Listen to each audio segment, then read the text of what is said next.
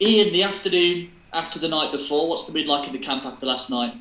Very good. Players came in a little bit later today so they could get a bit of extra sleep, and yeah, of course 3 points always makes the next day much better. So I think some of the players that didn't play so much last night have trained, and then the rest have had a recovery session. But everybody's come through and looks happy. You spoke of your admiration for Karl Wood last night, clearly in fine form. Do you think it may have benefited him, the fact that there's been so many high profile attacking signings in the division, the likes of Mullin and Madden, that he's been able to kind of go under the radar almost this season? Yeah, maybe. I don't think Woods really thinks too much about it, to be honest. I don't think he really looks at the other strikers around in the league. I think he just concentrates on his own game. He's really focused every day in training. He's just a great lad to work with. He's so receptive to to coaching and to work and to get better. And I think that he's just a product of his own hard work, really. Sam Slocum spoke to Charlie last night at length after the game. It was a really fascinating interview and insight, actually, into the mental side of football and how different the dressing room is now back to when he first started as a professional. I'm just kind of curious to know how, as a head coach, how much you take the mental health of your squad into consideration when you're managing day to day. I mean, I just considered the general kind of mood of the players, and it does go up and down, and that can be performance, it can be things that go on in the background, and we have to understand that we deal with human beings who have emotions and that they have things going on in their personal life and that they have professional worries and just like everybody else, football's a brilliant industry to work in, but you're still a human being within it, and I think you have to understand the players that you work with and the stage that they're at and try and help them, and never you have a whole squad that's happy, but you can try to keep everybody, you talk and discuss things with people and try to keep the mood and players mentally as focused and good as you can be. How have you noticed the game change from a coaching perspective with regards to mental health since you first got into the game? Has it changed drastically? Has it moved in a different direction when dealing with the psychological side of things? I don't know. I can't look. I never played pro, so I don't know how it was. You probably Doyle's probably a better one to. He's worked under so many different managers. He can maybe tell you that everybody handles it in slightly different ways. I came through. I was a product of, working through academies and working with younger players, and I probably had a lot more education in that point of view. So I've maybe come from a slightly different angle. I I think in general about.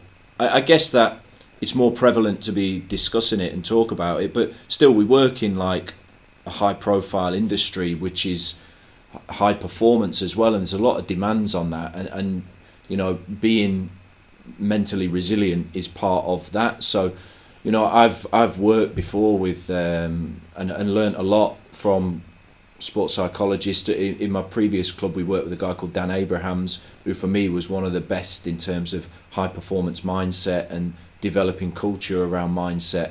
That's not necessarily mental health per se, but it's more like developing strong mental resilience and high performance mentality. So I've worked a lot with things like that, and quite enjoy trying to incorporate it in my daily work. But it's something that I think we're more conscious of, is the psychological side of the game.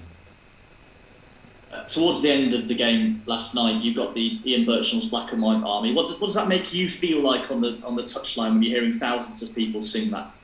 Yeah, it's nice. I think I feel like I'm developing a good rapport with the fans. I think they can see, since I've been in, the way that we've tried to attack games. I don't say it's always perfect, and I definitely don't say that we're always the polished product that we want to be, but I think everyone can see the intentions, either with how we set the team up, how we attack the game, or how we try to change it. And I think fans want that. They want to see that kind of football down at Meadow Lane. Although we haven't defensively been great the last couple of games, we've scored 6 goals, got 6 points, and they've been quite thrilling games, really. So I guess that maybe the way that we've played is a product, and I'm pleased, obviously, that I feel like I've built that kind of positive rapport and relationship with the supporters. It's always nice. The chant doing the rounds on social media, and I think it's made its way into the ground now. It's the Belinda Carlisle chant. Have you heard it yourself on the touchline? Oh yeah, I've heard that. Yeah, I've heard it. I was sent the song when it came out with the lad that was singing it, and he did a pretty good rendition, I've got to say. And it's whoever's written that needs to do a bit more songwriting, because it's a quality, catchy tune. It gets stuck in your head, that one. But yeah, it's a top song. And then I heard them putting on the bit of Belinda. I reckon Belinda Carlisle's got a bit of a resurgence with this one. Yeah, I heard the PA after the game. Exactly, yeah. If I go bringing it back. It was a Goldfest again in the National League last night. It's remarkable at the moment. Why do you think that's happening on such a regular basis right now? So many goals across the division.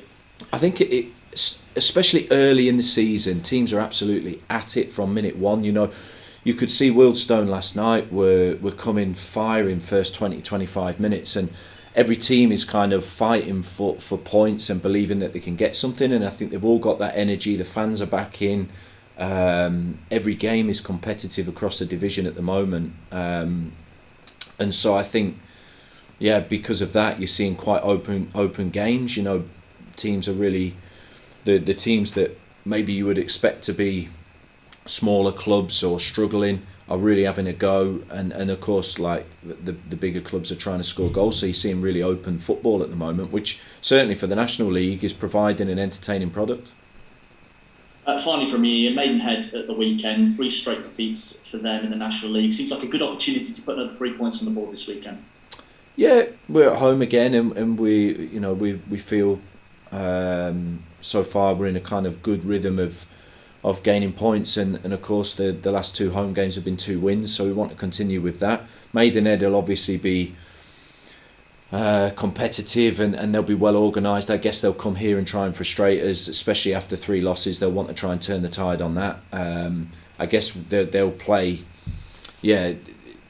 more compact and resilient football, and probably try and catch us on the counter, so we'll have to be ready for that.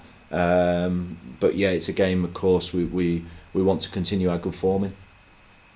Thank you, Ian. Hopefully we're here in Belinda at full time on Saturday. I hope so, yeah.